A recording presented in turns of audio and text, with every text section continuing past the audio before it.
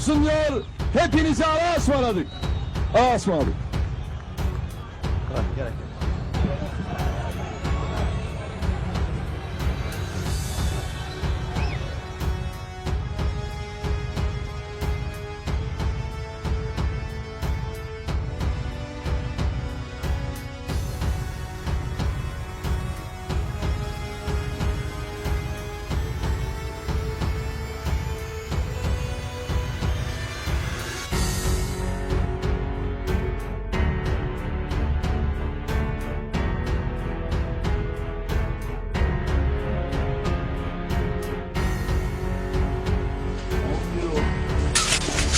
Evet, hoş geldiniz. Hoş gördük efendim. Nasılsınız?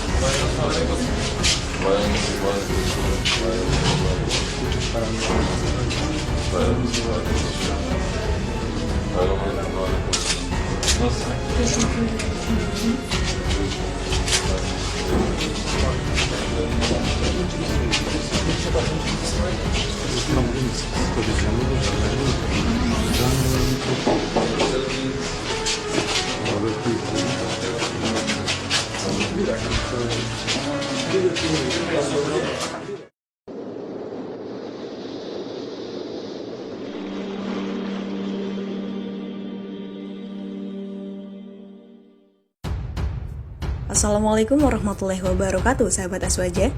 Presiden Turki, Recep Tayyip Erdogan, seolah menjadi simbol kebangkitan Islam di kawasan Asia dan Eropa. Bahkan, oleh para pengkritiknya, Erdogan dijuluki sebagai The New Ottoman Sultan atau Raja Baru Turki Utsmani. Erdogan dan Turki memainkan politik aktif di kawasan Timur Tengah, Eropa, dan Asia. Ribuan tentara Turki hadir di sejumlah negara, dari Irak, Libya, hingga Suriah. Pernah di Sudan juga. Bagi sejumlah pemimpin negara-negara Arab, Erdogan digambarkan arogan, haus kuasa, dan ekspansionis. Erdogan dipersepsikan sebagai sosok yang ingin membangkitkan kekhalifahan yang sudah punah. Kontroversi terkini Erdogan terkait dengan rencananya mengubah Hagia Sophia dari museum menjadi masjid. Sebuah rencana yang mendapatkan kritikan pedas banyak pihak meski didukung banyak kelompok juga. Terlepas dari segala konflik, kiprah, dan kontroversinya, ada beberapa fakta menarik tentang Erdogan. Mari kita bahas. Erdogan sudah cukup terkenal sebagai orator ulung sejak sekolah menengah atas. Pria kelahiran 26 Februari 1954 ini kemudian sempat bermain di klub sepak bola profesional. Ia bermain di klub Kasimpasa-Spor antara 1969 dan 1982. Kehebatan Erdogan sebagai pemain sepak bola masih tersisa kendati usianya sudah memasuki kepala 6.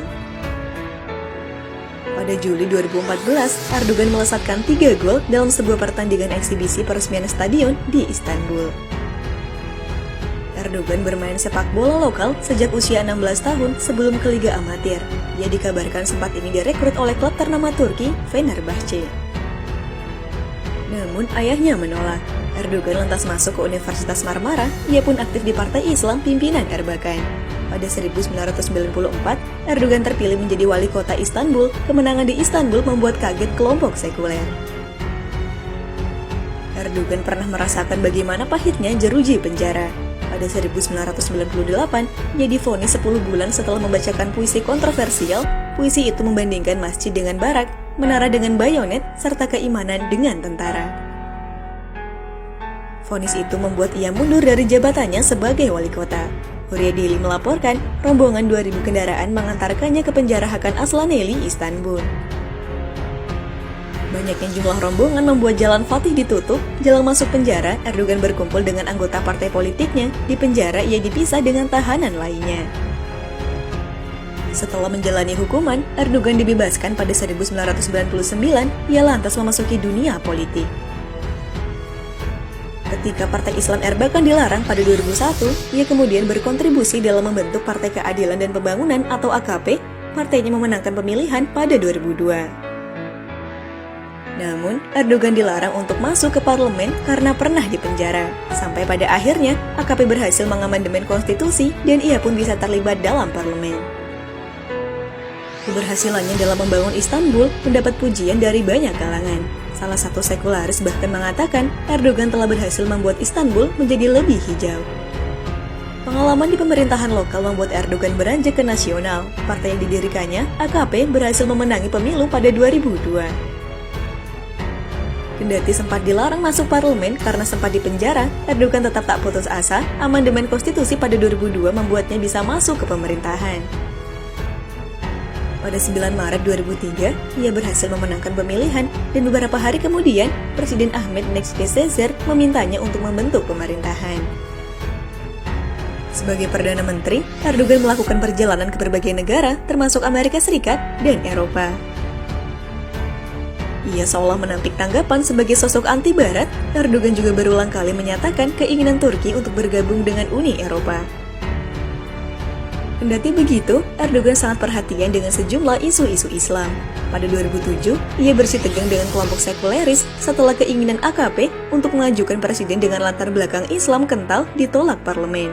AKP kemudian menggelar pemilu dini dan meraih suara mayoritas. Pada awal 2008, parlemen yang dikuasai AKP mengubah aturan yang melarang jilbab di kampus. Kelompok oposisi kembali mengecam Erdogan yang menyebutnya mengancam negara sekuler Turki. Para lawan politiknya mencoba menggugat Erdogan dan tokoh AKP lainnya ke pengadilan agar hak politik mereka dicabut, namun Erdogan berhasil menjaga posisinya. Pada Juni 2011, Erdogan terpilih untuk ketiga kalinya. AKP kembali berhasil meraih suara mayoritas, namun gagal memperoleh 2/3 suara parlemen untuk mengamandemen konstitusi. Erdogan ingin agar sistem pemerintahan Turki diubah dengan memberikan kekuasaan lebih besar pada presiden. Erdogan tak bisa lagi maju pada 2014 karena dibatasi oleh Undang-Undang Dasar yang melarang 4 kali masa jabatan. Kendati begitu, ia dapat dengan mudah meraih kursi kepresidenan. Pada 28 Agustus 2014, ia pun dilantik sebagai presiden. AKP kehilangan suara mayoritas pada pemilu Juni 2015 lalu. Namun, mereka berhasil kembali mengambil kuasa itu pada pemilu selanjutnya 2015. AKP kembali bisa membentuk pemerintahan tanpa harus berkoalisi dengan partai lain. Kini, Erdogan bakal menjadi pemimpin Turki terlama dalam sejarah. Erdogan semakin memperkuat posisinya secara legal dan politik. Semua lawan-lawan politik berbahayanya dihadapi dengan jalur hukum. Sempat digoyang kudeta gagal yang dituding di otaknya Fethullah Gulen, sosok pemikir karir Erdogan di masa lalu, kemudian Erdogan menangkapi para pelaku kudeta. Itulah beberapa fakta menarik tentang Presiden Turki Recep Tayyip Erdogan. Semoga Allah menjaganya dan kebijakannya tetap bertahan dalam menghidupkan nilai-nilai Islam di Turki. Wassalamualaikum warahmatullahi wabarakatuh.